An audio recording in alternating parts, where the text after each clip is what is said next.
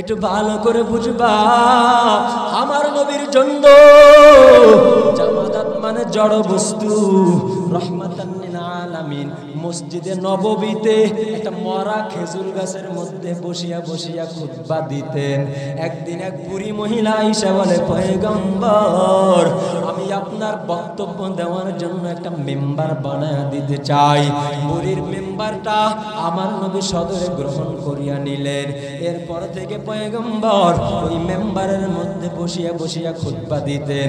হঠাৎ একদিন সাহাবায়ে কেরাম তাকায় দেখে খেজুর গাছ, মরা খেজুর গাছ। কি খেজুর গাছ? মরা খেজুর গাছ। তিরমিজি শরীফের হাদিসে পড়ছি, মরা খেজুর গাছটা ছোট বাচ্চাদের মতো ওয়া ওয়া হাউ মাউ করে কান্না করতেছে। আল্লাহু আকবার। একটা মরা খেজুর গাছ কাঁদে। সাহাবায়ে কেরাম নবীকে জানানোর পরে পয়গম্বর আগে আয়েশা বলে, খেজুর গাছ, তোর কান্নার কোনো প্রয়োজন নাই, আমি আল্লাহর কাছে দোয়া করিয়া দিব। এই খেজুর গাছ রে, আমি আল্লাহর কাছে আহ্বান করিয়া দিব, তোকে আমার আল্লাহ জীবিত বানাইয়া দিবে, তোকে আমার আল্লাহ আর মরা রাখবে না, জিন্দা হয়ে যাবি। আর এই মদিনার মধ্যে অনেক বড় গাছ তুই হয়ে যাবি, আর তোর মধ্যে খেজুর ধরবে, ফল ধরতে থাকবে। আর সারা দুনিয়া থেকে আমার বাইতুল্লাহ জিয়ারত করার জন্য মানুষের আসবে, আর আমার রওজা জিয়ারতের জন্য আসবে। আর তোর কাছ থেকে মানুষ ফল খাইয়া খাইয়া বড় উপকৃত হইয়া যাবে। তোর কাছ থেকে মানুষ খেজুর পেরে পেরে সারা পৃথিবীর মধ্যে ছড়াইয়া দিবে। কান্নার কোনো প্রয়োজন নাই। খেজুর গাছ কান্না থামায় না। আবার সাহাবায়ে কেরাম তাকাইয়া দেখে খেজুর গাছের কান্না আরো স্পিরিট বড় বাড়িয়া গেল। খেজুর গাছের কান্নার আওয়াজটা আরো বেড়ে গেল। নবী আমার এবার খেজুর গাছকে শুধু জবান দিয়া বলেই তাকে সান্ত্বনা দেয় না। আমার নবী এবার খেজুর গাছটাকে আস্তে করিয়া বুকের মধ্যে নিয়ে বলে, রে খেজুর গাছ, তোর কান্নার কোনো প্রয়োজন নাই, আর তুই কাঁদবি না। আমি আল্লাহর কাছে দোয়া করতেছি, কিয়ামতের ময়দানে আমি নবী যেই জান্নাতে থাকব, তুই খেজুর গাছও আমার সাথে জান্নাতে সঙ্গী হিসাবে ঘুমাইবি। الذي نزل القرآن هدى للناس وبينات من الهدى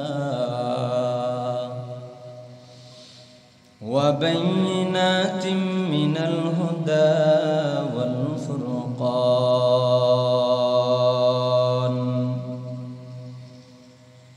الذي خلق الإنسان وكرم وعلمه من البيان ما لم يعلم। বেশ কমায় দেন, রিভাব যা আছে থাক, নিঃশ্বাস যেন না টানে। فسبحان الذي لا يحصى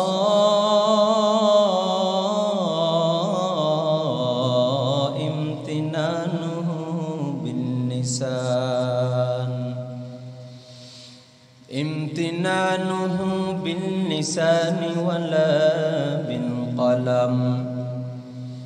ونشهد أن لا إله إلا الله وحده لا شريك له، لا ضد له ولا ند له ولا مثل له.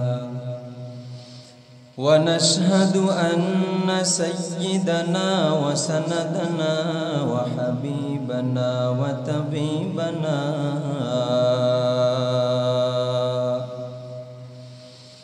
وطبيب ربنا وطبيب قلوبنا ومولانا محمدا عبده ورسوله صلى الله عليه وعلى آله وأصحابه وبارك وسلم.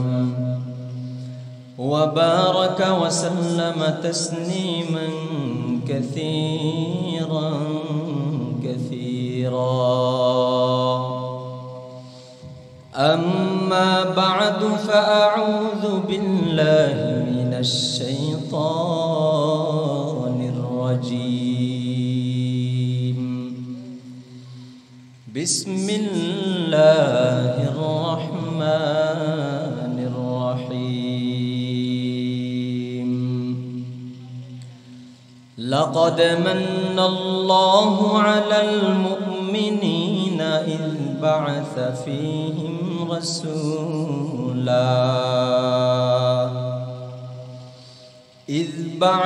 فيهم رسولا من أنفسهم يتلو عليهم آياته إلى آخر الآية. وقال رسول الله صلى الله عليه وسلم إنما بعثتكم معلما. وقال رسول الله صلى الله عليه وسلم في حديث آخر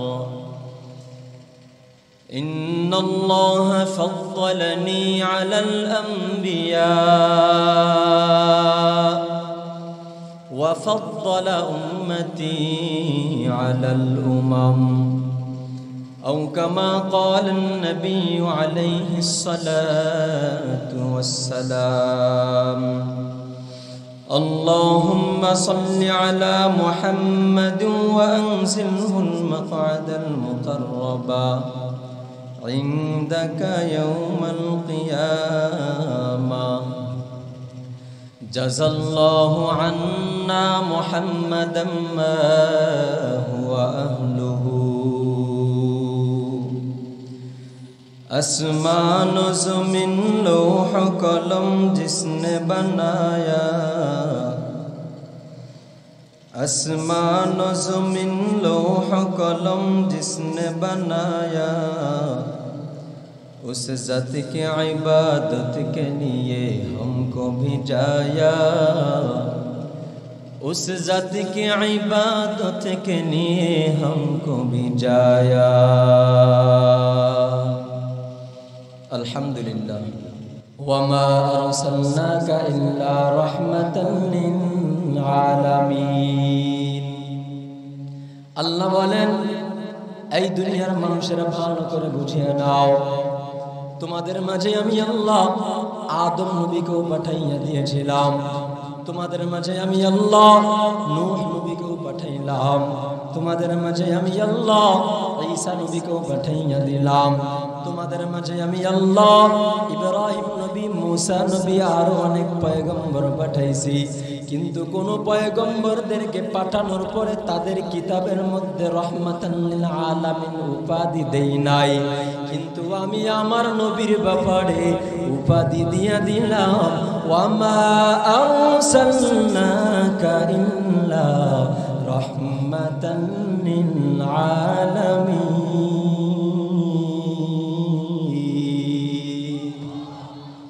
আমি আমার নবীকে রহমাতাল লিল আলামিন উপাধি দিয়ে দিলাম। সাউন্ড দেন ভাই। নবী আমার কেমন রহমত জানো?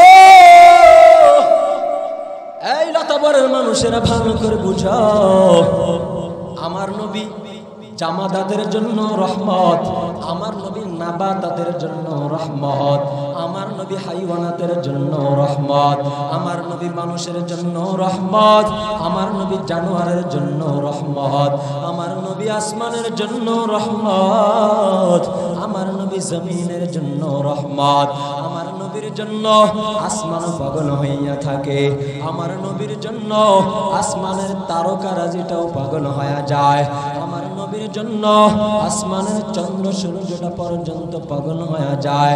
শুধু তা না রে মুসলমান, একটু ভালো করে বুঝবা, আমার নবীর জন্য জামাদাত মানে জড় বস্তু, রহমাতান লিল আলামিন।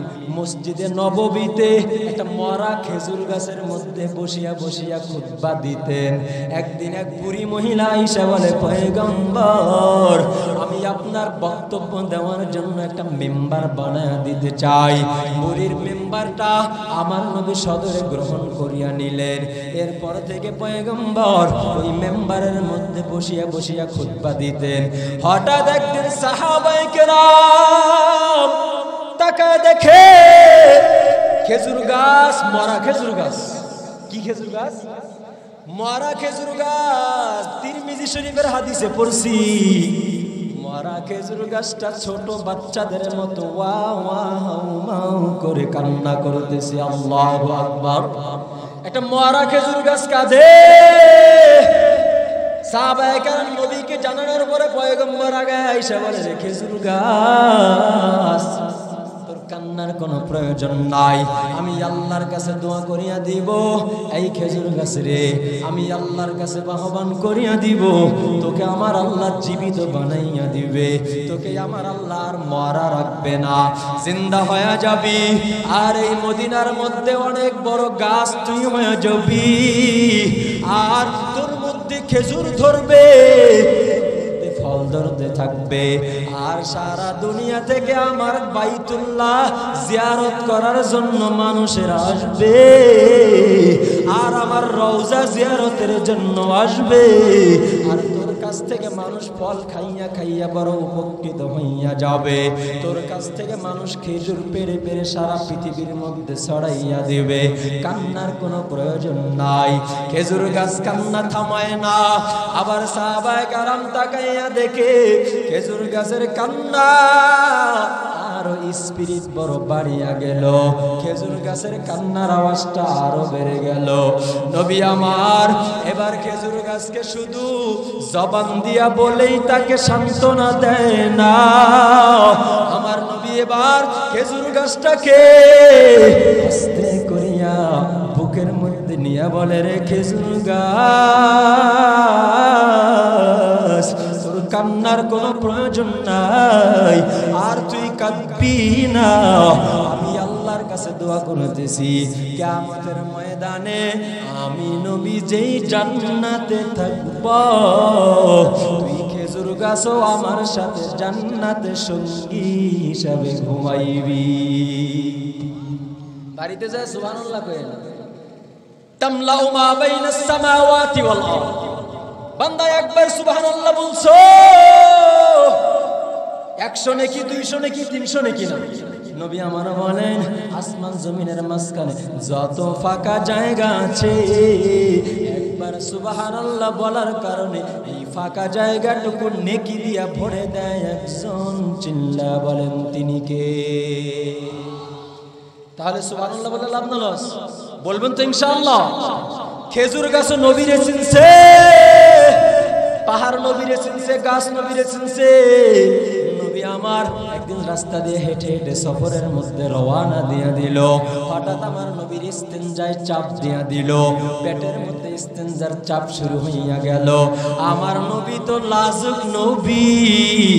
আমার নবী যে কোনো জায়গায় বসিয়া বসিয়া তোমার আমার মতো বেহায়ার মতো প্রসাব করতে পারে না। তোমার আমার মতো দাঁড়াইয়া প্রসাব করতে পারে না। তোমার আমার মতো যে কোনো জায়গায় বাথরুম ইস্তেনজা সারতে পারে না। কেমন নবী জানো? আমার নবী রওনা দিয়ে দিল। হঠাৎ বাথরুমের চাপ চলে আসলো। নবী কোথায় গিয়া বাথরুম করবে? এবার ডানে বামে তাকায়া দেখে পর্দার কোনো ব্যবস্থা নাই। হঠাৎ সামনে গিয়া দেখে একটা পাহাড়, সুন্দর একটা জঙ্গল। জঙ্গলের ভিতরে আমার নবী ঢুকিয়া গেল। ঢুকার পরে জঙ্গলে যতই গাছ থাকুক না কেন ফাঁকা জায়গা থাকে না? থাকে না? ফাঁকা থাকেনি? যতই গাছ জঙ্গলে আছে ফাঁকা জায়গা থাকে। নবী দেখে ডানে ফাঁকা, বামে ফাঁকা, সামনে ফাঁকা। এবার কি করবে? আমার নবী তাকাইয়া দেখে ওই যে একটা গাছ, আরেকটা গাছ বাম দিকে, আরেকটা গাছ পিছন দিকে। নবী আমার হাত দিয়ে ইশারা বলে, গাছ আয়। সঙ্গে সঙ্গে চতুর সাইডের গাছ এসে এসে আমার নবীকে পর্দার ভিতরে আবৃত করে ফেলেছে। আল্লাহু আকবার। শুধু তাই না মুসলমান জানো আমার নবী কেমন? গাছে চিনে, মাছে চিনে, পাহাড়ে চিনে, সবাই আমার নবীরে চিনে, কিন্তু কপাল মোরা মানুষ নবীরে চিনতে পারলা না। যে যারে চিনে সে তারে সহজেই মানে, যে যারে ভালোবাসে সে তার জন্ম থেকে নিয়ে মৃত্যু পর্যন্ত পুরা জীবনে ইতিহাস ঘাটতে থাকে। যে যার পরিচয় পাইয়া গেছে সে তার প্রেমের মধ্যে দেওয়ানা হইয়া যায়। উম্মতেরে, আমার নবীর পরিচয় যদি পাইতা তাহলে কোনোদিন দাড়ির মধ্যে খুর লাগাইতে পারতা না।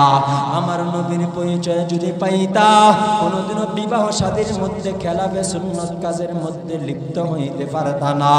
আমার নবীর সুন্নত যদি, আমার নবীকে যদি চিন্তা তাহলে কোনোদিনও ব্যক্তিগত জীবন, পারিবারিক জীবন, রাষ্ট্রীয় জীবন, আন্তর্জাতিক জীবন পর্যন্ত আমার নবীর সুন্নতকে জবাই দিতে পারতা না। কথা ঠিক কি না? তাহলে যারে যে চিনে তারে সে মানে। নবীরে যদি ভালো করে চিনতে পারো নবীরে মানা সহজ হয়ে যাবে। নবীর চিনার জন্যই বলতেছি, আব্দুল মুত্তালিবের কাছে মক্কার কিছু ছেলেরা যায় বলে, এই আব্দুল মুত্তালিব, তোমার গৃহবধূ আমেনা স্বামী মারা যাওয়ার পর এমন কিছু সেন ব্যবহার করে, এমন কিছু আতর ব্যবহার করে যে আতর পৃথিবীর জমিনে এমন সুঘ্রাণ আমরা কোথাও দেখি নাই। আপনি আপনার স্ত্রী, আপনার ছেলের বউটাকে ডাকিয়া একটু ডাক দিয়ে শাসন করেন না। আব্দুল মুত্তালিব এবার ডাক দিয়ে বলে, রে বৌমা, এই আমেনা এদিকে আসো। জি আব্বা জান, আসসালামু আলাইকুম বলতে পারেন। আব্দুল মুত্তালিব বলে, রে বৌমা, মক্কার কিছু ছেলেরা আমার কাছে অভিযোগ করিয়া ফেললো, আমার ছেলে আব্দুল্লাহ ইন্তেকাল করার পরে তোমার পেটের মধ্যে আমার নাতিন, যেই নাতিনকে নিয়া আমি অনেক স্বপ্ন দেখি, যেই নাতিনকে নিয়া আমি অনেক আশায় আছি, এত সুন্দর নাতিন সামনে আমি জানি একটা সুন্দর নাতিন হবে, তাকে নিয়ে আমি স্বপ্ন দেখি। আর আমার ছেলে মারা যাওয়ার পর এখন তুমি আবার কি জন্য আতর ব্যবহার করা শুরু করিয়া দিলা? কেন তুমি সেন ব্যবহার করা শুরু করিয়া দিলা? আমেনা ডেকে বলে, বাবা, আমাকে মাফ করে দিবেন, আমাকে ক্ষমা করে দিবেন। যেদিন থেকে আমার গর্ভে আপনার নাতিন আসছে গো বাবা, যেদিন থেকে আমার গর্ভে এই সন্তানটা আসছে, সেদিন থেকে নিয়া আমি যেই জায়গায় হাঁটতে থাকি সেই জায়গায় মিষ্ক আম্বরের মতো ঘেরান ছড়াইয়া যায়। আমি যেই জামাটা গায়ে দিতে থাকি সেই জামা থেকেও মিষ্ক আম্বরের ঘেরান ছড়াইয়া যায়। আমি যেই তেল যে মাথার মধ্যে আমার চুল থেকেও মিষ্ক আম্বরের ঘেরান ছড়াইয়া যায়। আমি মাটিতে যেই জায়গায় পাও ফেলি সেই জায়গা থেকেও মাটি থেকে মিষ্কির ঘেরান। ও বাবা, শুধু তা না, আমাকে মাফ করে দিবেন। এই সন্তানটা গর্ভে আসার পর থেকে নিয়া আমি যখনই ঘর থেকে রাস্তার মধ্যে হাঁটার জন্য বের হইয়া যাই, আমি যেদিক দিয়ে হাঁটতে থাকি আমার মাথার মধ্যে যদি রৌদ্র লাগে, আমার মাথার উপরে আসমানের দিকে তাকায়া দেখি আসমানের মেঘ আইসা আমার মাথায় ছায়া দিয়া দেয়। শুধু তা না বাবা, আমি ঘুমের ঘরে স্বপ্নের মধ্যে দেখতেছি যেদিন থেকে এই সন্তানটা আসছে সেই দিন থেকে নিয়া আমি ঘুমায় গেলে দেখি আদমের স্ত্রী হাওয়া আলাইহিস সালাম আমাকে স্বপ্ন যুগে ঘুমের ঘরে সালাম জানায়। আমার গর্ভে যেদিন থেকে এই সন্তান আসছে সেদিন থেকে ঈসা আলাইহিস সালামের মা মারিয়াম আলাইহিস সালাম আমারে সালাম দিতে থাকে। যেদিন থেকে এই সন্তান আমার গর্ভে আসছে সেদিন থেকে হাওয়া আলাইহিস সালাম ফিরআউনের স্ত্রী আসিয়া আলাইহিস সালাম আমারে সালাম দিতে থাকে। বাবা, শুধু তা না, যেদিন থেকে এই সন্তান আমার গর্ভে আসছে আমি আগেও কুয়ার মধ্যে পানি উঠানোর জন্য যাইতাম, বালতি কুয়ার মধ্যে ফালাইয়া টেনে টেনে টেনে টেনে টেনে টেনে পানি উঠাইতাম। কিন্তু এই সন্তানটা যেদিন আমার গর্ভে আসছে সেদিন থেকে আমি যখনই কুয়ার কিনারায়, কূপের কিনারায় পানি আনার জন্য যাই, আমার আর বালতি কূপের নিচে ফালানোর প্রয়োজন হয় না। তাকাইয়া দেখি অটোমেটিক কূপের পানি আমার কাছে পাড়ে চলে আসছে। নবীজির মিলাদ, এগুলো হলো নবীজির মিলাদ। নবীজির মা ইন্তেকাল করার পর, নবীজির আম্মাজান ইন্তেকাল করার পরে নবীজির গার্জিয়ান ছিলেন আব্দুল মুত্তালিব, নবীজির দাদা। নবীজির দাদা নবীজিকে লালন পালন করছে। এরপরে আবার নবীজির দাদাও একদিন দুনিয়া ছেড়ে বিদায় নিয়ে চলে গেলেন। এবার আমার নবীর গার্জিয়ান হয়ে গেলেন আবু তালেব। কে গার্জিয়ান? 1 বছর 2 বছর না, টানা 40 থেকে 42টা বছর আবু তালেব আমার নবীকে লালন পালন করেছে। যদিও ইমানটা আনে নাই, ভাই সাউন্ড দেন, বক্সের সাউন্ড দেন, একটু চেষ্টা করেন। যদিও আবু তালেব ইমান আনে নাই, যদিও ইমান আনে নাই, কিন্তু আবু তালেব নবীকে এত ভালোবাসতো। সে আবু তালেবের 3টি বছর বেঈমানেরা আমার নবীকে কারাবন্দী করে রেখেছে। আর আমার নবীর সাথে সঙ্গী হিসাবে নবীজির চাচা আবু তালেব নবীজির সাথে কারাগারে সময় কাটাইছে। আল্লাহু আকবার। তাহলে কারাগারে ঢুকানোর প্রথা নবীর যুগ থেকেই আছে, শুধু 17 বছরের ইতিহাস না, নবীর যুগ থেকে কারাগারে নবীরে ঢুকাইছে। কোরআনের পাখি আল্লামা সাইদিরে ঢুকাইছে, স্বাভাবিক। কোরআনের পাখি শাইখুল হাদিস আল্লামা মাহমুদুল হকরে ঢুকাইছে, স্বাভাবিক। আল্লাহ বলে ঢুকাইছো, সম্মান দেওয়ার মালিক আমি আল্লাহ। তুই কারাগারে ঢুকাইছো, তোর ক্ষমতায় আমি চিরস্থায়ী করি নাই। কিন্তু এই জমিনে ওলামায়ে কেরাম আগেও যেমন ছিল, জেলখানায় যাওয়ার পরও তেমনই আছে, এক চুল পরিমাণ সম্মান কমই নাই। আর ওলামায়ে কেরামের সম্মান 1000% বেড়ে গেছে। কথা ঠিক কি না? আল্লামা সাইদিকে কারাগারে 13টা বছর রাখছো। কয় বছর? কারাগারে কাটালে 13টি বছর, বাতিল কেঁপেছে তোমায় দেখে থর থর। কথা ঠিক নেই? যখন একটা হুঙ্কার দিত, বাতিলের মস্তক কম্পন হইত। বাতিলরা তো চায় হকের আওয়াজ বুলন্দ না হোক, বাতিলরা তো চায়। যার কারণে যারা এই জমিনের হকের ঝান্ডাবাহী ছিল, তাদেরকে ইনজেকশন দিয়ে দিয়ে মারার পায় তারা অপচেষ্টা তারা 13টি বছর নয় 17টি বছর চালিয়েছে। কথা বলেন ঠিক কিনা? তাহলে জেলখানায় নেওয়ার প্রথা এটা শুধুমাত্র এই 17 বছর নাকি নবীর যুগ থেকেই? সবাই বলেন। সুতরাং নবীজি জেলখানায় গিয়েছে, আমি জাকারিয়া মাহমুদ সলিমুদ্দিন করিমুদ্দিন যদি জেলখানা না যাই, এই জেলখানায় যাওয়ার সুন্নতটা আদায় হবে? বলেন। মিষ্টি সুন্নত সবাই পালন করতে পারে, কিন্তু দিন আল্লাহর জমিনে আল্লাহর দিন, আল্লাহর জমিনে আল্লাহর হুকুম, ইনিল হুকমু ইল্লা লিল্লাহ। জমিন আল্লাহর, আসমান আল্লাহর, মাঝখানে আইন চলবে আল্লাহর। জনগণের আইনের মাধ্যমে এদের চলতে পারে না। আল্লাহর আইন আল্লাহর জমিনে বাস্তবায়ন করার জন্য যারা চেষ্টা করে, যারা জীবন দিতে চায়, এদেরকে হাজারো জুলুমের ভয় দেখাইতে পারো, হাজারো জেলের ভয় দেখাইতে পারো, ফাঁসির কাস্টে ঝুলানোর ভয় দেখাইতে পারো। আমরা একবার নয়, 2 বার নয়, 1000 বার বিবিকে বিধবা করতে রাজি আছি, 1000 বার সন্তানকে এতিম করতে রাজি আছি। তবুও উলামায়ে কেরাম, এদেশের তাওহীদি জনতা বাতিলের সামনে মাথা নত করতে রাজি না।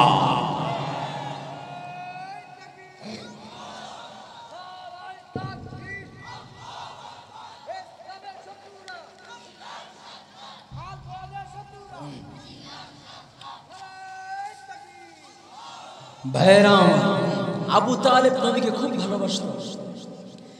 আবু তালেব একদিন নবীকে বলে, ভাতিজা আমার, তুমি যে এত দামি, তোমার যে এত দাম, তোমার যে এত মূল্য, এটা শুধু এখন না, তোমার জন্মের পূর্ব থেকে নিয়েই তোমার দাম, তোমার মূল্য, তোমার দাম আর তোমার মূল্য জন্মের আগে থেকে প্রকাশ পাওয়া গেছে। ভালো করে বুঝবেন, নবীজি দুনিয়ায় আসার আগে নবীজির কিছু অলৌকিক ঘটনা প্রকাশ পেয়েছে। সেই অলৌকিক ঘটনাগুলোকে সিরাতের ভাষায় বলা হয় ইরহাসাত। আর নবীজি দুনিয়ায় আসার পরে যতগুলো অলৌকিক ঘটনা প্রকাশ পেয়েছে, সেই অলৌকিক ঘটনাগুলোকে বলা হয় মুআজিজা। আমি একটু ইরহাসাত শুনাইলাম, এবার নবীজির মুআজিজা শুনেন। আবু তালেব বলে, ভাতিজা তোমার কত দাম তুমি জানো? কিছু আমি দেখেছি, কিছু তোমার মায়ের কাছ থেকে আমি শুনেছি।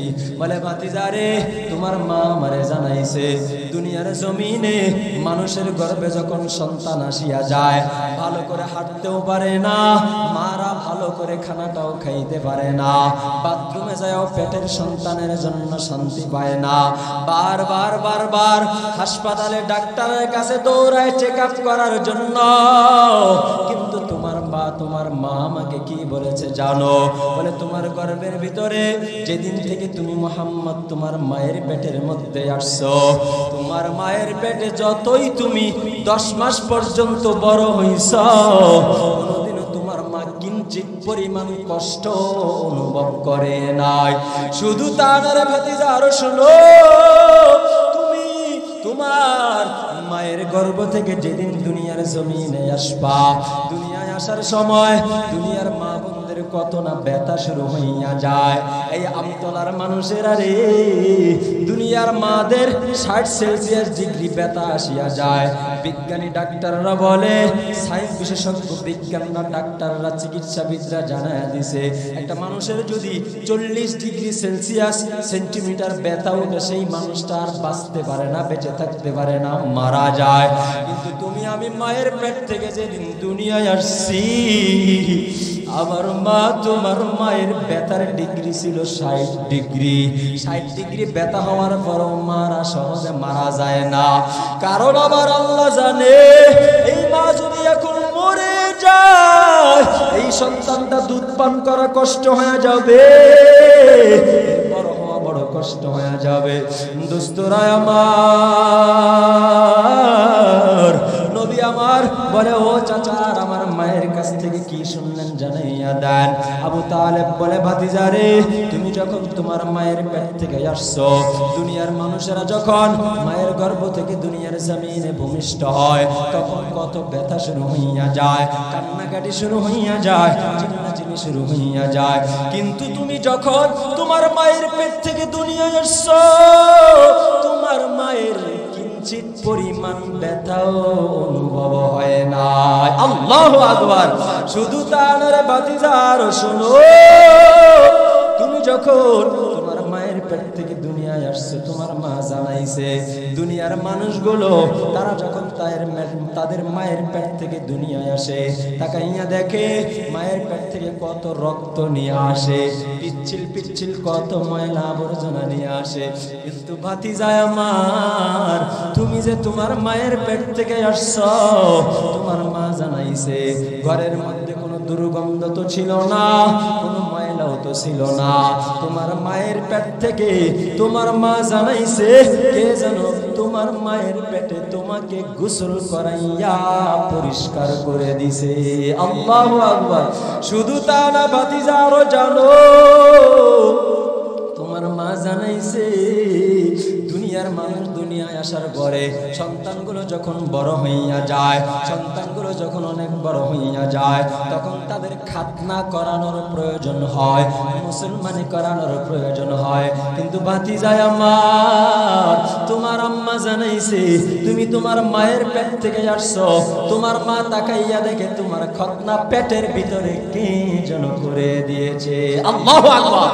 শুধু তা না ভাতিজা, জানো তোমার মায়ের পেট থেকে তুমি দুনিয়ায় পড়ছো, পড়ার পরে তোমার মা তাকাইয়া দেখে তোমার মায়ের গর্ভে, দুনিয়ার মানুষের গর্ভে যখন সন্তান আসে, আল্লাহ তাআলা 4 মাস বয়সে সন্তানের ভিতরে রূহ ফুকাইয়া দেয়। রূহ দেওয়ার পরে ওই সন্তানের এবার ক্ষুধা লাগা শুরু হইয়া যায়, তার খাবারের প্রয়োজন হয়।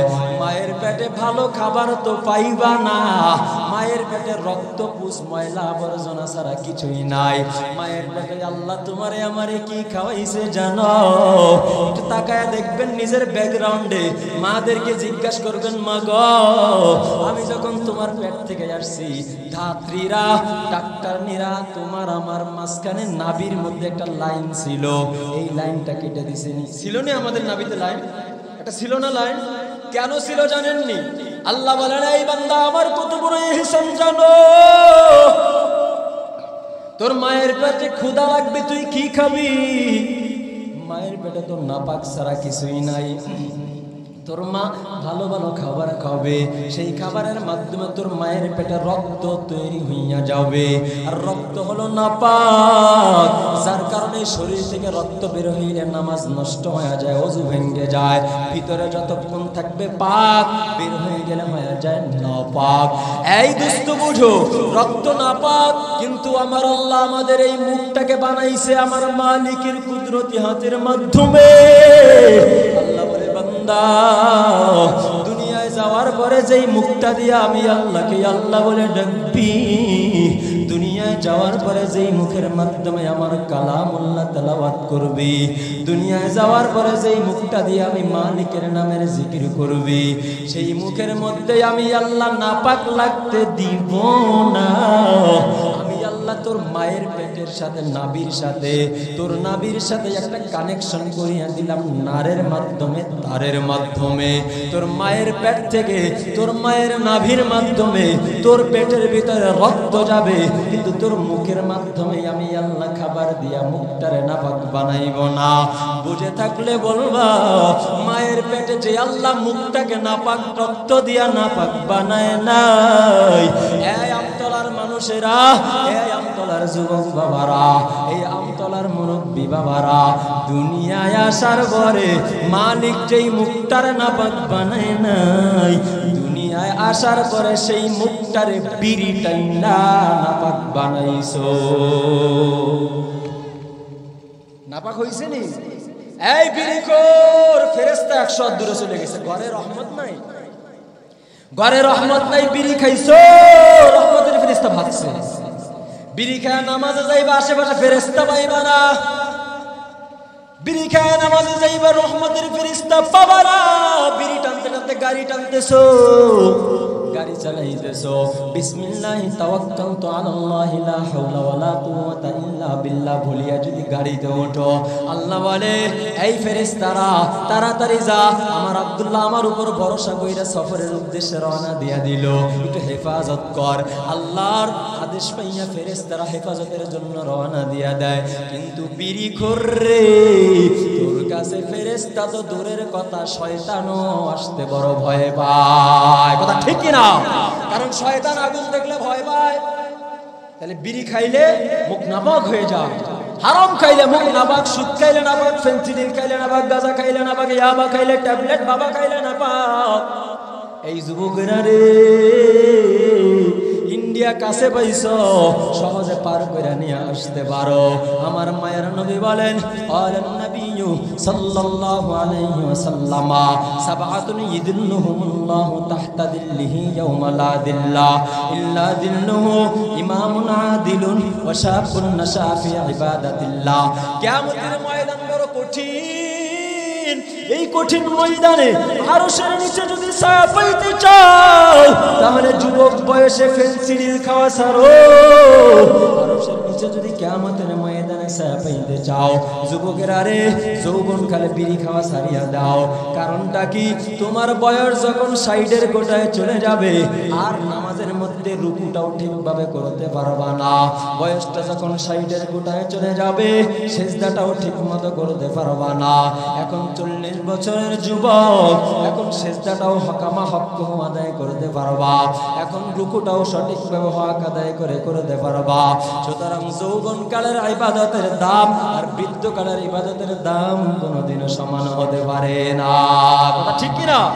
প্রিয় ভাইয়ের আমার, শেষ করে দিই, খেয়াল করেন, নবীজির চাচা আবু তালেব বলে, ভাতিজা, তোমার মা তাকাইয়া দেখে তোমার নাভিটাও পেটের ভিতরে কে যেন কাটিয়া দিল। দোস্তরা আমার, শুধু তা না, তা না, তা না, তোমার মা আরো জানাইছে, তুমি তোমার মায়ের পেট থেকে পড়ার পরে কয়েকদিন পরে তোমার মা তোমাকে কোলের মধ্যে নিয়ে দেখে, এত সুন্দর চেহারা আমি আমেনা কোশ্চিন কালেও কোনোদিনও দেখি নাই। এত সুন্দর ফুটফুটে বাচ্চা আমার জিন্দেগিতে কোশ্চিন কালেও দেখি নাই। এইভাবে নাকি তোমার মা মন্তব্য করে। হঠাৎ তাইফ থেকে হালিমাতুস সাদিয়া, স্বামী আর স্ত্রী উটের পিঠের মধ্যে করিয়া করিয়া মক্কার জমিনে চলে আসলো। তায়েফ থেকে আয়েশা, সংক্ষেপে বলতেছি, মক্কার জমিনে আয়েশা আমেনার ঘরের মধ্যে হালিমাতুস সাদিয়া ঢুকে গেল। ঢুকিয়া এবার আলেমা আমেনাকে হালিমাতুস সাদিয়া ডেকে ডেকে বলে, এই আমেনা, এই আমেনা, এই আব্দুল্লাহর স্ত্রী আমেনা, এত সুন্দর ফুটফুটে বাচ্চা তুমি কোথা থেকে দেখবা? আমি হালিমাতুস সাদিয়া তায়েফ থেকে বিভিন্ন এলাকায় গিয়া গিয়া বাচ্চাদেরকে দুধ পান করাইয়া দেই, বিভিন্ন এলাকা থেকে দিয়া গিয়া বিনিময়ে, টাকার বিনিময়ে, মুদ্রার বিনিময়ে ছেলেদেরকে, সন্তানদেরকে দুধ পান করাই। কিন্তু আমেনা জানো, আমি যত বাচ্চার জীবনে দুধ পান করাইছি, এই ছোট ফুটফুটে বাচ্চার মতো এত সুন্দর চেহারাওয়ালা বাচ্চা কোনোদিনও দেখি নাই। আল্লাহু আকবার। এর মধ্যে চলে আসলো আব্দুল মুত্তালিব, নবীজির দাদা। নবীজির দাদা এসে বলে, এই আমেনা, এই হালিমাতুস সাদিয়া, কোথা থেকে তুমি দেখবা? কোথা থেকে তুমি দেখবা? তোমার সবর তো শুধুমাত্র মক্কা মদিনা তায়েফের ভিতরেই ক্ষান্ত। এই আমেনা, তোমার সবর তো শুধুমাত্র মক্কার ভিতরেই ক্ষান্ত। আমি আব্দুল মুত্তালিব রোম পারস্যের বড় বড় জায়গায় সিরিয়ার মধ্যে ব্যবসা বাণিজ্যের উদ্দেশ্যে সফর করে থাকি। জীবনে কম বাচ্চা দেখি নাই, জীবনে যত ছোট ছোট বাচ্চা দেখছি। আমি কাবা শরীফের মুতাওয়াল্লি হিসাবে আমার কাছে মানুষ, ছোট ছোট বাচ্চারা অসুস্থ হয়ে গেলে আমার কাছে ফুট ঝাড়ফুঁক নেওয়ার জন্য আসে। কত বাচ্চা জীবনে দেখছি, কিন্তু এই ছোট্ট বাচ্চার মতো এত সুন্দর চেহারাওয়ালা বাচ্চা কোনোদিনও দেখি নাই। এর মধ্যে চলে আসছে জিবরাইল সাইয়্যিদুল মালায়েকা। আয়েশা বলে, আব্দুল মুত্তালিব, তুমি কোথা থেকে দেখবা? তোমার সফর তো শুধুমাত্র রোম পারস্য শাম সিরিয়ার ভিতরেই সীমাবদ্ধ। আমি জিবরাইল আসমান আর জমিন সফর করতে মুহূর্ত সময় লাগে না। আমি জিবরাইল জীবনে কম সফর করি নাই। এমন কোন নবী নাই যেই নবীর কাছে আমি আসি নাই। এমন কোন মানুষ নাই যেই মানুষের চেহারা পৃথিবীর শুরু থেকে নিয়ে আজ অব্দি পর্যন্ত আমি দেখি নাই। আমি জিবরাইলের চোখেও এত সুন্দর ফুটফুটে চেহারার বাচ্চা কোশ্চিন কালেও ভরে নাই। আল্লাহ বলে, এই জিবরাইল শোন, এত সুন্দর ফুটফুটে বাচ্চা তুই দেখবি কোথা থেকে? আমি আল্লাহ যদি বানাইতাম তাহলে তোর নজরে পড়তো। আরে ফেরেশতা জিবরাইল, এত সুন্দর ফুটফুটে বাচ্চা, এই বাচ্চাটা সারা দুনিয়ায় আর কোনো বাচ্চা আমি আল্লাহ সৃষ্টি করি না। চিন্তা করছেন? এগুলো হলো নবীজির মিলাদ। যেই নবী জন্মের সময় এত আজীব আজীব মুআজিজা, এত অলৌকিক ঘটনা, এগুলো হলো দালাইলুন নবুওয়া, নবীজির নবুয়তের দলিল। সংক্ষেপে বলতেছি দোস্তরে, আমার নবী এবার আবু তালেব বাতিজাকে ডেকে বলে, নবীকে বলে, বাতিজারে, এরপরে আমি তোমার আম্মাজান বলছে তুমি এবার দুনিয়ার জমিনে আসার পরে তোমার আম্মাজান রাত্রের বেলা সন্ধ্যার সময় একটু বাহিরে আলো বাতাস লাগার জন্য বের করে শোয়া দিল। তোমার আম্মা সহ আম্মা আবু তালেব তাকায় তাকায় দেখতেছি আসমানের চাঁদটা কেমন জানি তোমার দিকে নামা শুরু করিয়া দিছে। আসমানের চাঁদটা কেমন জানি তোমার কাছাকাছি চলে আসতেছে। আমি আবু তালেব সহ সবাই পরিবারের ভয় পেয়ে গেলাম, মনে হয় বুঝি চাঁদটা তোমার শরীরের উপরে পড়িয়া যায়। কিন্তু আমরা সবাই চিল্লায় উঠলাম, আতঙ্ক হয়ে গেলাম, চাঁদ মনে হয় তোমার উপরে চলে আসে। কিন্তু না না, একটু পরে আমি তাকাইয়া দেখি তোমার একটা হাতের আঙ্গুল তুমি এইভাবে লড়াইতেছো, তোমার হাত পাও গুলে উপর দিকে নাড়াইতেছো, আর চাঁদ আকাশের চাঁদটা পর্যন্ত তোমার সাথে খেলাধুলা করতেছে। আল্লাহু আকবার। যেই নবীর জন্য আকাশের চাঁদ পাগল, যেই নবীর জন্য আসমানের মেঘ পাগল, যেই নবীর জন্য আসমানের সূর্যটা পাগল, যেই নবীর জন্য সব কিছু পাগল, একটু চিল্লায় বলবেন উম্মত হিসাবে সেই নবীর জন্য পাগল হওয়ার দরকার আছে না? কেমন পাগল হইছো? বিবির মহব্বতে নবীজিকে বেইজ্জতি করে জিহাদের ময়দানে যাইতে পারো না। জাননি ঘটনা, নবীজির একজন সাহাবী ছিল। আল্লাহ বলেন, ইয়া আইয়ুহাল্লাযীনা আমানু আমিনু কামা আমানান নাস। বান্দারা রে, ঈমানটাকে যদি পরিপূর্ণ পাকাপোক্ত বানাইতে চাও, সাহাবায়ে কেরামের মতো ঈমান আনো। নবীজির একজন সাহাবী ছিল, যেই সাহাবীটার নাম হলো আসওয়াদ, কালো। সাহাবীর নাম হলো আসওয়াদ।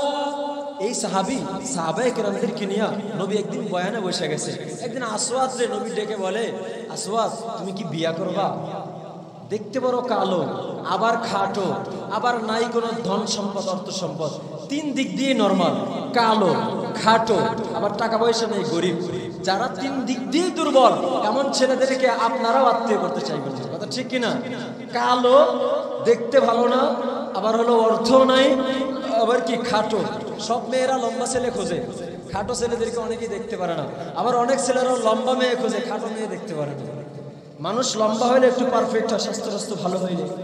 আমরা সে মেয়ে বিয়ে দিতে গেলে খুঁজি কি একটু লম্বা হবে, হ্যান্ডসাম হবে, সম্পদওয়ালা হবে। কিন্তু দেখেন নবীজির আশেক কেমন ছিল। আসওয়াদ কালো সাহাবী, একবারে কুৎসিত কালো, দেখতে ভালো না। আসওয়াদকে নবী একদিন ডেকে বলে, রে আসওয়াদ, বিবাহ করবানি? কি করবা? বিবাহ করবা নাকি? আসওয়াদ দাঁড়ায় বলে, পয়গম্বর, আমি তো একজন বড় কালো সাহাবী। শুধু কালো না, দেখতেও আমি বড় কালো। শুধু কালো না, টাকা পয়সার লাইনেও আমি বড় দুর্বল। শুধু টাকা পয়সার লাইনে গরিব না, আমার সাইজটাও হলো খাটো, তিন দিক দিয়ে দুর্বল। ও পয়গম্বর, আপনি যে বললেন আমি বিবাহ করব, বিবাহ করতে দুনিয়ায় কার মনে না চায়? সবারই মন চায়। তবে পয়গম্বর, আমি এই কালো সাহাবীকে দুনিয়ায় কেউ মাইয়া বিবাহ দিবে নাকি? নবী ডেকে বলে, রে আসওয়াদ, তুমি বিবাহ নিয়ে ভয় করো না, কোনো টেনশন নাই, কোনো প্রেশানি নাই। তুমি যদি চাও, এই মদিনার এলাকার সব থেকে সুন্দরী মাইয়াটা তোমার সাথে বিবাহ দিয়া দিব। বলেন না ঘটককে, সবাই বলেন ঘটককে? নবী। ঘটককে? নবী যার ঘটক। কাহিনী কি হবে দেখেন। নবী বলে, এই মদিনার সব থেকে ধনাঢ্য পরিবারের সন্তান, শুধু ধনাঢ্য পরিবারের সন্তান না, সব থেকে সুন্দরী সন্তান, সব থেকে হ্যান্ডসাম সন্তান, এমন একটা মেয়ে একজন আমার সাহাবীর আছে, আবু আইয়ুব আনসারী। এই সাহাবীর একটা মাইয়া আছে, দেখতেও বড় সুন্দর। আরবের মধ্যে, মদিনার মধ্যে সব থেকে বড় লোক, সব থেকে সম্মানওয়ালা, সব থেকে সুন্দরী। তুমি যদি চাও, তাহলে আমি তার সাথে তোমাকে বিবাহ বন্ধনে আবদ্ধ করাইয়া দিতে পারি। তুমি যদি চাও, তাহলে আমি তাকে তোমার সাথে বিবাহ বন্ধনে আবদ্ধ করাইয়া দিতে পারি। সমস্ত সাহাবায়ে কেরাম অবাক। নবী কি কয়? সব থেকে কালো সাহাবী, কারো চেহারার সাথে মিলে না। হায় হায়, এত কালো, এর সাথে আবার নবী বিশ্ব সুন্দরী, মদিনার সব থেকে সুন্দরী মাইয়াটা বিবাহ দিয়া দিবে। এর সাথে আবার মদিনার সব থেকে ধনাঢ্য পরিবারের মাইয়া মেয়েটা বিবাহ দিয়া দিবে, কেমনে সম্ভব? আমার নবী যার ঘটক হইয়া যায়, আল্লাহ তার জিম্মাদার হইয়া যায়। নবী বলে, রে আসওয়াদ, এদিকে আসো, আমি একটা চিঠি লিখে দেই। এই চিঠিটা নিয়ে অমুক বাড়িতে গিয়ে এই বাড়ির গার্জিয়ানের কাছে দিয়া দিবা। চিঠিটা আমার নবী লেখা শুরু করিয়া দিল, বিসমিল্লাহির রহমানির রহিম, বরাবর অমুক তোমার সুন্দরী মাইয়াটাকে আমার কালো আসওয়াদ সাহাবীর সাথে বিবাহ বন্ধনে আবদ্ধ করাইয়া দাও। ইতি রাহমাতান লিল আলামিন। ইতিকে চিঠির শেষে লেখে না, ইতি, ইতি রাহমাতাল লিল আলামিন। এবার সাহাবী এই চিঠি হাতের মধ্যে নিয়া এক পা সামন দিকে বাড়ায়, আবার দুই কদম পিছন দিকে চলে আসে। এক কদম সামনে বাড়ায়, আবার দুই কদম পিছন দিকে চলে আসে। যখন সামনে বাড়ায়, পিছন দিকে চলে আসে, পিছনে আসে, ভাবে হায় হায় হায় হায়, আমার মতো এত একজন গরিব আর কালো সাহাবীকে কেমনে এত ধনী পরিবারের সন্তান বিবাহ দিবে? কোনোদিনও সম্ভব না। এটা ভাবিয়া ভাবিয়া পিছন দিকে চলা শুরু করিয়া দেয়। আবারও ভাবে, না না, পিছনে যাওয়ার কোনো কারণ নাই, নিরাশ হওয়ার কোনো কারণ নাই, কারণ চিঠিটা তো পাঠাইছে রহমাতাল লিল আলামিন, ঘটক তো হলো সাইয়্যিদুল মুরসালিন। সুতরাং সামনে অগ্রসর হয়ে যায়, আবারও আগায়, আবারও পিছাইতে থাকে। এইভাবে এক পর্যায়ে যাইতে যাইতে যাইতে যাইতে বড় লোক সাহাবীর বাড়ির কাছে চলিয়া গেল। বাড়ির কাছে যাওয়ার পরে এবার গেটের মধ্যে তাকায়া দেখে বাড়িওয়ালার দারোয়ান। দেখে বলে, এই দারোয়ান এদিকে আসো, শুনো তোমার বাড়িওয়ালারে তাড়াতাড়ি একটু ডাক দাও, তোমার বাড়িওয়ালার সাথে আমার একটু কথা আছে, তোমার বাড়িওয়ালার সাথে আমার একটু বোঝাপড়া আছে। যাইয়া বলো তোমার বাড়িওয়ালার জামাই সামনে হাজির হইয়া গেছে, তোমার বাড়িওয়ালার জামাতা বাড়ির সামনে চলে আসছে। দারোয়ান ডেকে বলে, এই কালো, তুই একজন কালো, আর এই মদিনার বুকে সবথেকে ধনী পরিবার হলো আমার মালিক, এই মদিনার মধ্যে সবথেকে সুন্দরী পরিবার হলো আমার মালিক ও তার সন্তান কন্যা মেয়েটা। এই মেয়েটারে তোর সাথে আবার বিবাহ কেমনে দিবে? বিবাহই তো হলো না, তুই আবার জামাই কেমনে হলি? বলে, এত কথা শোনার বলার দরকার নাই, তাড়াতাড়ি তোমার মালিককে ডাক দাও না, ডাক দাও না, ডাক দাও না। এবার যখন ডাক দিয়া বলে, এই মালিক রে, তাড়াতাড়ি একটু আসেন, একজন মেহমান আসছে। মালিক আসিয়া এবার গেটের মধ্যে তাকায়া দেখে সব থেকে কালো, সব থেকে খাটো, বিশ্রী চেহারা, দেখতেও ভালো দেখা যায় না, গলার কণ্ঠটাও বেশি ভালো না। ডাক দিয়া বলে, তুমি কেন আসছো? কালো সাহাবী বলে, শ্বশুর গো, আমি আপনার জামাতা। বলে, বিয়াকুব, আমার এখনো মাইয়াই বিবাহ হলো না, তুমি জামাই কেমনে হইলা? বলে, এই নেন মুহাম্মাদুর রাসূলুল্লাহর চিঠি পড়ে দেখে। এবার মালিক যখন চিঠি হাতের মধ্যে নিয়ে দেখে, এই ধনী রে, আমার এই কালো সাহাবীর সাথে তোর সুন্দরী মেয়েটারে বিবাহ দিয়া দে, আমার এই গরিব ছেলেটার সাথে তোর সুন্দরী ধনী পরিবারের সন্তানটাকে বিবাহ বন্ধনে আবদ্ধ করায়া দে। এই কথাই কালো সাহাবীর চিঠি পাওয়ার পরে যখন পড়ছে, পড়িয়া এবার তো অবাক হইয়া গেল। একদিক দিয়ে চিঠি হলো রাহমাতাল লিল আলামিনের হাতের লেখা, আর একদিক দিয়ে আমার মেয়ের সাথে এই ছেলেটার সাথে কুফু মিলে না, সাংসারিক লাইনেও মিলবে না, চেহারার দিকেও মিলে না, অর্থনৈতিক লাইনেও মিলে না, বডি ফিটনেসের দিকেও মিলে না, কোনো দিকেই মিলে না। কেমনে বিবাহ দেব? কোনো দিকেই তো মিল খায় না। ডাক দিয়ে বলল, রে যুবক, আমার মেয়ে মনে হয় তোমাকে গ্রহণ করবে না, আমার মেয়ে মনে হয় তোমাকে মহাব্বতের সাথে গ্রহণ করবে না। আমি যদি মেয়েটার কাছে যাইয়া তোমার ব্যাপারে বলি, আমার এই মদিনার সব থেকে সুন্দরী মেয়েটা যখন দেখবে যে আমি বিশ্বের মদিনার মধ্যে সব থেকে সুন্দরী, আর আমাকে একটা কালো ছেলের সাথে আমার বাবা বিবাহ দিতে চায়, আমার সাথে একটা কালো ছেলেকে বিবাহ বন্ধনে আবদ্ধ করাইতে চায়, মনে হয় বুঝি আমার মেয়ে কোনোদিনও গ্রহণ করবে না। দোস্তরা আমার, এবার ধনী আবু আইয়ুব আনসারী এবার কালো সাহাবীকে পাঠাইয়া দিল, আসওয়াদ রে, যাও যাও, আমার মেয়ে মনে হয় তোমাকে গ্রহণ করবে না। কালো সাহাবী আসওয়াদ এবার সামন দিক দিয়া বাড়ির দিকে রওয়ানা। আর চোখের পানি ফালাইয়া ফালাইয়া কান্না করে, প্রতিটা কদম হাঁটে আর চোখের পানি ফালাইয়া ফালাইয়া কান্না করে। আজকে গরিব হওয়ার কারণে বড় লোকের মেয়ে আমার সাথে বিবাহ দিল না, আজকের কালো হওয়ার কারণে সুন্দরী মেয়েটা রাহমাতাল লিল আলামিনের চিঠি পাওয়ার পরও আমার সাথে বিবাহ দিল না। আল্লাহ গো, আমাকে কেন সুন্দর বানাইলা না? আল্লাহ গো, আমাকে কেন ধনী বড়লোক বানাইলা না? ও দয়ার মালিক, নবীর চিঠি পাওয়ার পরেও বিবাহ দেয় নাই, মনের দুঃখ রাখার কোনো জায়গা নাই। কালো সাহাবী আসওয়াদ সামন দিকে হাঁটতে থাকে, পিছন থেকে ধনীর মেয়ে সুন্দরী ডেকে বলে, বাবা গো, এদিকে আসেন। সুন্দরী মেয়েটা ঘরের বাড়ির কোনো একটা আঙ্গিনা থেকে দুইজনের কথোপকথনের দৃশ্যটা মনে হয় দেখে ফেলেছে। দেখার কারণে এই সুন্দরী মেয়েটা বাবারে ডেকে বলে, বাবা গো, আমি তাকায় দেখলাম তোমার কাছে একটু আগে একটা ছেলে আসলো, বড় কালো, তবে তার মুখের মধ্যে অনেক হাসির ছাপ ছিল। তার মুখের মধ্যে হাস্যোজ্জ্বল চেহারা নিয়ে তোমার কাছে আসলো, কিন্তু যখন বিদায় নিয়ে চলে যায় তখন তার চেহারার মধ্যে হাসি দেখলাম না। যখন বিদায় নিয়ে চলে যায় তখন তার চেহারাটা বড় মলিন দেখলাম। যখন বিদায় নিয়ে চলে যায় তখন তার চেহারাটা বড় অন্ধকার দেখলাম। ও বাবা আমার, কেন হাসি মুখে আসলো আর কেন অন্ধকার মুখ নিয়ে বিদায় নিয়ে চলে গেল? বাবা এবার ডেকে বলে, মেরে তোমাকে বলতে তো আমি চাই নাই, যেহেতু জিজ্ঞাসা করছো এবার না বলেও পারি না। মেয়ে আমার শোনো, ভালো করে শোনো, এই আমতলার মানুষেরা শুনিয়া নাও। এবার মেয়েকে বাবা ডেকে ডেকে বলে, মেয়েরে যেই ছেলেটা আসছিল এই ছেলেটা কি একটা প্রস্তাব নিয়ে আসছে, জানো নি কিসের প্রস্তাব? বলে তোমাকে বিবাহ করার প্রস্তাব নিয়ে আসছে।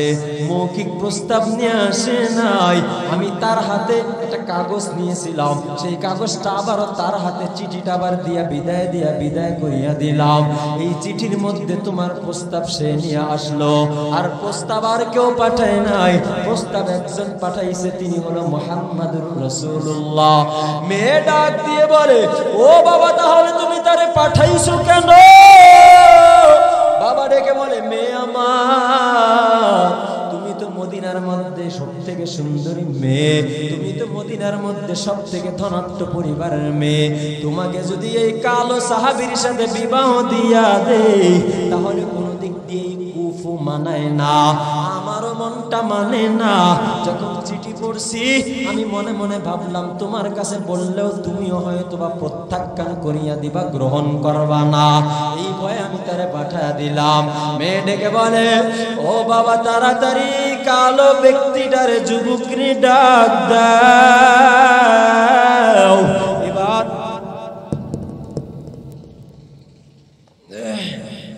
কালো সাহাবীকে মেয়ের কথা শুনিয়ে এবার বাবা ডাক দিল, এই আসওয়াদ রে তাড়াতাড়ি দৌড়াইয়া আয়। দৌড়ে আসার পরে এবার ডেকে ডেকে বলে, রে আসওয়াদ, এই আসওয়াদ তুমি যে বিবাহের প্রস্তাব নিয়ে আসছিলা একটু বলো না, তোমার কাছে বিবাহ যে করবা এর মতো মোহরানা দেওয়ার মতো কোনো টাকা পয়সা সম্পদ আছে নাকি? ছেলেটিকে বলি, আমার কাছে মোহরানা দেওয়ার মতো কোনো টাকা নাই, কোনো পয়সা নাই, আমি বড় গরিব, আমি গরিব পরিবারের সন্তান। দৌড়াইয়া বাবা আবার মেয়ের কাছে চলিয়া গেল, যা বলে, মাগো তুমি তো ছেলেটাকে ডাকতে পারলা, কিন্তু বিবাহের মধ্যে তো মোহরানার একটা কথা আছে, এই মোহরানাটা দেওয়ার মতো অ্যাবিলিটি করিয়া নিয়ে আসো। আসওয়াদ কালু সাহাবী টাকা নিয়ে বাজারের দিকে রওনা দিছিনি ভাই। বাজারের দিকে যখন রওনা দিয়ে দিল, হঠাৎ রাস্তার মধ্যে কে যেন আওয়াজ দিয়া দিল, কে যেন হঠাৎ স্লোগান দিয়া দিল, পয়গম্বর আরবি জিহাদের ময়দানে, যুদ্ধের ময়দানে চলিয়া গেছে। আরে আসওয়াদ, যেই যুদ্ধের ময়দানে নবী চলিয়া গেছে সেই যুদ্ধের ময়দানে তুমি আসওয়াদ না গিয়া বিবাহ নিয়া কিভাবে থাকো? আসওয়াদ দৌড়ায়া বাজারে ঠিকই গেছে। এই যুবকেরা, এই মুরব্বী বাবারা, এই যুবতীরা একটু ভালো করে দিলের কানটা লাগাইয়া শোনো রে বাবা। আসওয়াদ বিবাহের বাজার করার জন্য যখন বাজারে গেছে, নবীজির জিহাদের ময়দানে যাওয়ার কথা শোনার পর এবার আসওয়াদ আর কসমেটিক্সের দোকানে যায় নাই, আর আসওয়াদ কোনো বিবাহের বাজারের দোকানে যায় নাই। দৌড়াইয়া আসওয়াদ বাজারে তলোয়ারের দোকানে গিয়ে বলে, রে তলোয়ারওয়ালা দোকানদার ভাই, এই যে টাকা নাও আর এর বিনিময়ে আমাকে তলোয়ার দিয়া দাও। আমি শুনলাম মদিনাওয়ালা নবী জিহাদের ময়দানে চলে গেছে, আমি আসওয়াদ আর বসে থাকতে পারি না, আমি আসওয়াদ জিহাদের ময়দানে চলে যাব। এবার আসওয়াদ এবার জিহাদের ময়দানের উদ্দেশ্যে তলোয়ার নিয়ে রওনা হয়ে গেলেন। জিহাদের ময়দানে যাওয়ার পর আসওয়াদ কাফেরদের সাথে লড়াই করতে বেঈমানদের সাথে লড়াই করতে এক পর্যায়ে শাহাদাতের মালা গলায় বরণ করে নেয়। দোস্তরে, যুদ্ধ যখন শেষ হয়ে গেল, নবী ডাক দিয়া বলে, রে সাহাবায়ে কেরাম, আমার মনে হয় আসওয়াদ মনে হয় এই জিহাদের ময়দানে শহীদ হয়ে গেছে, তাড়াতাড়ি আসওয়াদের লাশটা খুঁজিয়ে দেখো কোথায় আছে। সাহাবায়ে কেরাম আসওয়াদের লাশ খোঁজার জন্য এদিকে যায় সেদিকে যায়, ডানে যায় বামে যায়, সামনে যায় পিছনে যায়, পুরা ময়দান খোঁজা শুরু করিয়া দিল। খুঁজিয়া আসওয়াদের লাশটারে খুঁজিয়া পায় না।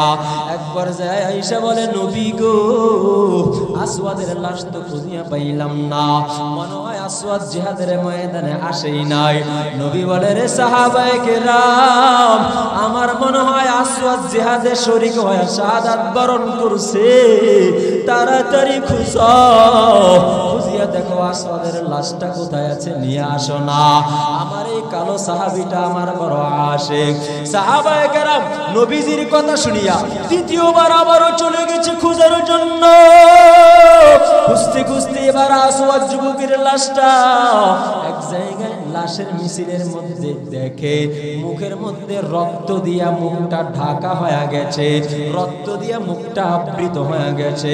সাহাবায়ে কেরাম শাহাদাত বরণ করনেওয়ালা ব্যক্তিদের চেহারা মুবারক চেহারা থেকে রক্তটা হাত দিয়া সরাইতে সরাইতে সরাইতে সরাইতে এক পর্যায়ে রক্ত সরায়া দেখে এটাই মনে হয় আমার নবীর সাহাবী আসওয়াদ। সাহাবায়ে কেরাম যা বলে, নবী গো, ভালো করে চিনতে পারি নাই, তবে আসওয়াদের চেহারার সাথে মিল আছে, একটা লোক পাওয়া গেছে। নবী বলে, তাড়াতাড়ি নিয়ে আসো। আসওয়াদকে নবীর সামনে হাজির করা হলো। আমার নবী আসওয়াদের চেহারা দেখিয়ে বলে, রে আসওয়াদ,